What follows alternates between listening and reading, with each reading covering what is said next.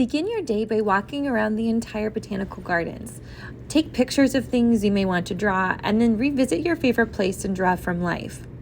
Begin by creating a still life drawing of one of the flowers or plants that you found most captivating as you walk through the garden. A still life drawing teaches you how to look at things with the artist's eye, to see the importance of both the negative and positive space while learning how to focus on shapes, contours, proportions, and perspective.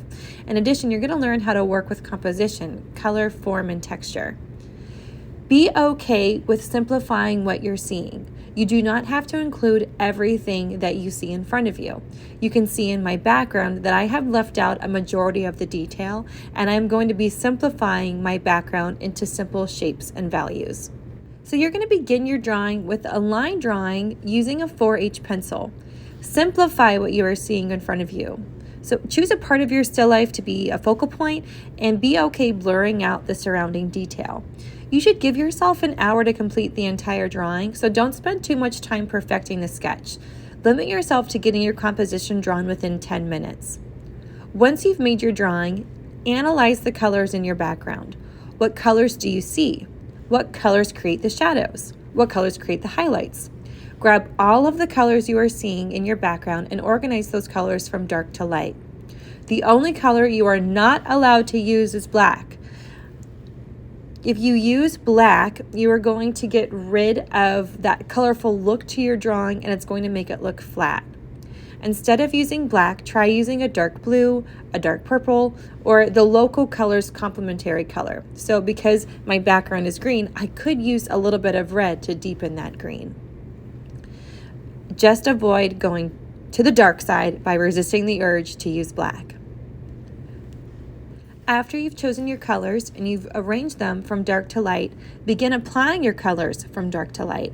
Apply each color in the areas they are seen. You can use contour hatching, scumbling, or contour cross hatching when applying your color. I chose to use hatching because the majority of my background is blurred out, and I wanted to just apply shapes with various colors and values. This is the easiest option when drawing a still life in a short amount of time. Simplify the background so you can spend more time working on the detail and a few objects within the foreground.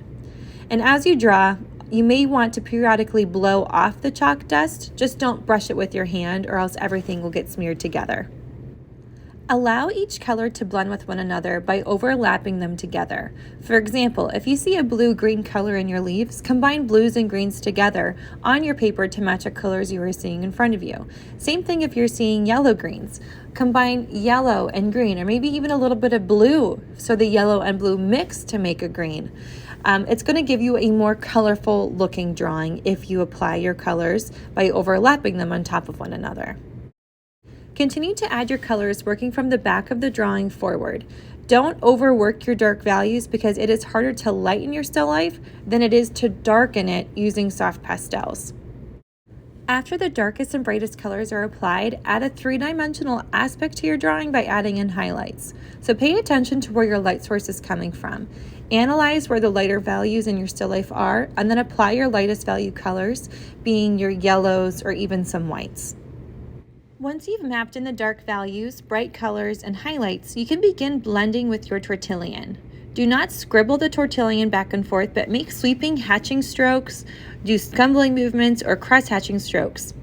Use the type of shading technique that you used for your background. So since I did like this diagonal hatching, I'm going to be taking my tortillon and blending all of my colors together in that horizontal or diagonal hatching direction. After you've blended, you may note some inconsistencies in some of the still life objects.